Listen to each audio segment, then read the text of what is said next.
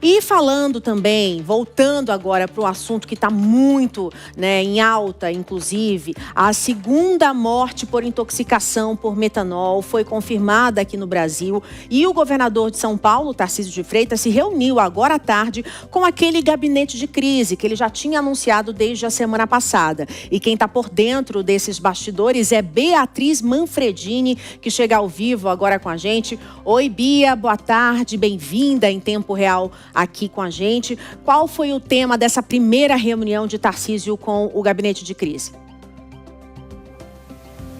Oi, Márcia, boa tarde para você também, para o Bruno, para todos que nos acompanham aqui. Nós falamos em tempo real do Palácio dos Bandeirantes, isso porque acabou agora há pouco a coletiva de imprensa que ocorreu após essa reunião do gabinete de crise. Dessa vez, além do governador, de Secretaria de Segurança Pública, Secretaria de Saúde e outros órgãos envolvidos nesse tema, Tarcísio também recebeu pelo menos 10 convidados dos setores de bebidas. Então estavam presentes aqui associações de bebidas destiladas e de bebidas de forma geral para discutir esse tema das intoxicações por metanol.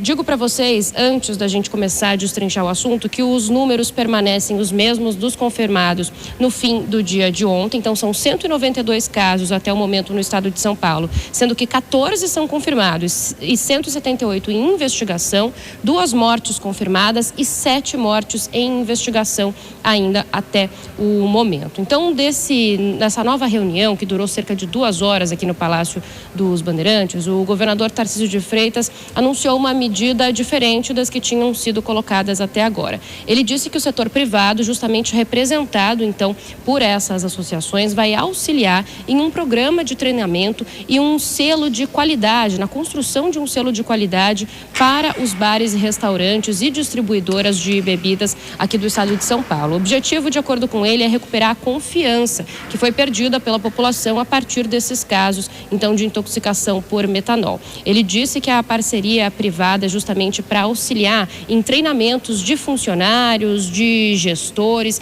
e também, inclusive, em todo o entendimento aí da cadeia para tentar conseguir compreender da onde estão vindo essas bebidas falsificadas. A gente tem um trecho dessa fala do governador sobre a parceria. Vamos acompanhar.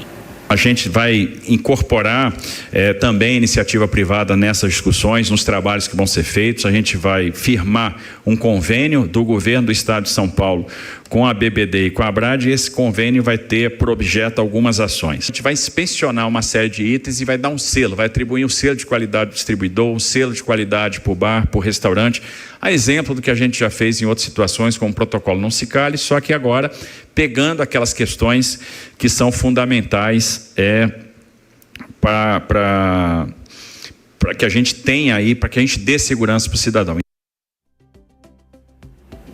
Então, segundo o governador, esse treinamento, e todas as etapas desses selos começam a ser desenhados hoje ainda, em conjunto com a iniciativa privada, mas ele não deu uma data exata ainda para o início dessa mudança. Ele ressaltou que o governo do estado vai continuar trabalhando no cancelamento das inscrições de locais que vendam bebidas alcoólicas comprovadamente adulteradas ou falsificadas, e disse que hoje mesmo vai entrar com um pedido na justiça de destruição desses rótulos, dessas bebidas que já foram apreendidas até agora, mesmo aquelas que não testaram positivo para a contaminação por metanol, porque o governador ressaltou que todas as bebidas apreendidas são falsificadas ou adulteradas de alguma forma, então todas também serão destruídas. Sobre as investigações, o governador disse que ainda é cedo para tentar entender exatamente o que aconteceu e que as próximas semanas devem ser decisivas, justamente porque ainda há muitos casos sem ser confirmados, muitos casos em investigação, e que a gente deve ter uma mudança a partir de confirmações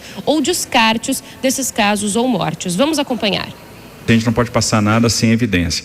Observe, eu tenho muitos casos suspeitos. Eu tenho ainda poucos casos confirmados, e essa distinção a gente precisa fazer, Então a gente precisa saber qual é a extensão do dano. Então isso vai vir à medida que os exames vão ficando prontos.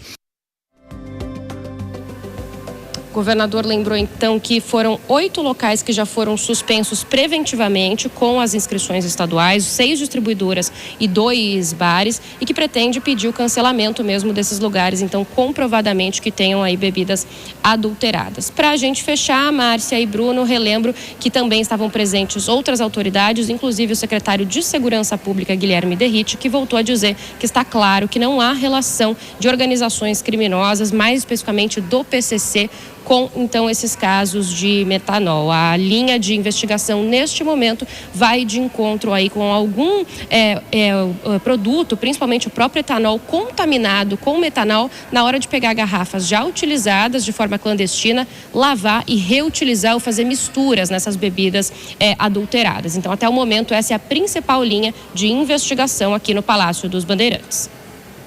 Agora, Bia, Tarcísio não comentou nada sobre a ligação entre Lula e Trump, né? Ou não houve nem espaço para os jornalistas questionarem sobre isso, Bia?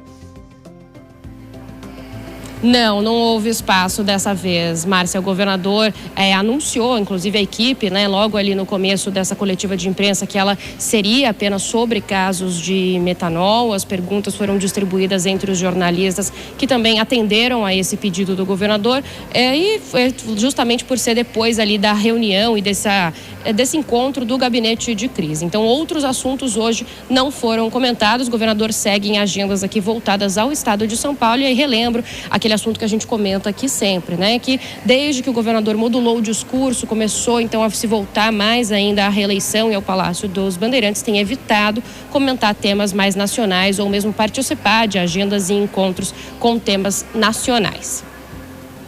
Obrigada pelas suas informações. Lembrando que a Beatriz Manfredini tem uma coluna no site jovempannews.com.br. A gente tem realmente o Bruno também lá, os nossos colunistas sempre especializados em política e economia, com todas as informações. Então é só acessar e ficar sempre muito bem informado. Agora vamos chamar os nossos comentaristas para analisar também essa situação, começando pelo João Bellucci. João, o governo de São Paulo realmente foi o primeiro, né, a colocar esse gabinete de crise, entrou ali de cabeça nessa investigação, vai começar também a fazer um rótulo específico, vai colocar ali uma espécie de adaptação para todo o setor, que vai ter que passar por cursos. Enfim, eu acho que nesse momento é importante que os protocolos de segurança sejam colocados para o consumidor, não é isso, João? Perfeito, Márcia. A gente espera que esses protocolos, esses novos protocolos venham a ser seguidos efetivamente e que haja uma clareza para a população de que forma que se deu essa contaminação dessas bebidas, porque isso que não há uma clareza, pode até ter sido, entre aspas, aí sem querer, né, o falsificador queria falsificar o produto, que já é crime por si só, e ali numa lavagem de uma garrafa antiga, ou mesmo misturando substâncias que não tinham tanto conhecimento, fez essa questão. É importante dizer que, ainda que esteja contaminado com a política, esses gabinetes de crise, é importante que eles existam, até porque a população fica desamparada, fica querendo saber o que fazer, como seguir, para onde que vai, de que forma que deve olhar a garrafa ou não deve olhar, enfim. Ficou um grande questionamento por parte da população que não tem o acesso à informação e uma clareza nesse sentido. Então, que bom que se estabeleçam esses gabinetes, seja no âmbito estadual ou mesmo federal, para prestar esses esclarecimentos. Afinal de contas, todos nós pagamos muitos impostos para isso. E é importante dizer que, pelo menos esse tema, lamentar-se muito as mortes, mas ele jogou luz sobre esse mercado das bebidas, que assim como ocorre nos cigarros, em razão da taxação, né, dos impostos que são muito altos sobre esses produtos, ele acaba abrindo um mercado clandestino muito grande. Então, que a polícia e o Ministério Público possam atuar nesse sentido e que o governo possa levar em consideração futuramente alguma questão de modulação de tributação, que por mais que seja o chamado imposto do pecado sobre produtos que não são necessários para o consumo da população, como bebidas e cigarro, ele também tem esse outro vetor que ele faz elevar demais o mercado clandestino, e no caso dos cigarros especificamente, estima-se que o mercado ilegal seja maior que o próprio mercado legal. Então, que se jogue luz sobre esse assunto também. No mercado das bebidas também, né? Quase igual ali, quase a metade do mercado é todo de bebida falsificada. João, obrigada. E a gente também abre para o Acácio comentar.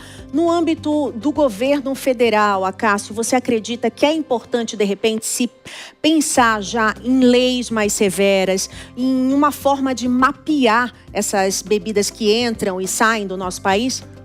Sem dúvida alguma, Márcia. Se nós olharmos, na última semana a Câmara dos Deputados aprovou o regime de urgência numa legislação que trataria esse tipo de conduta como crime hediondo, mas obviamente esse é só um pedaço.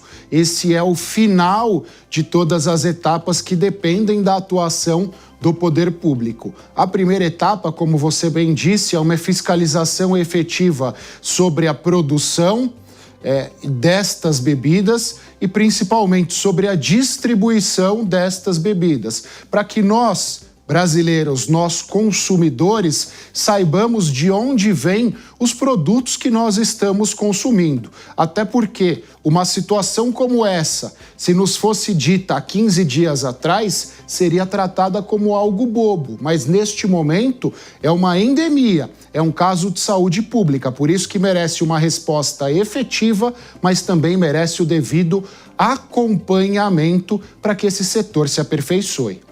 Punição também, né? Se houve um erro, realmente, da onde que começou esse erro? Quem foi? Em qual indústria, né? Isso precisa ficar muito claro também para a população.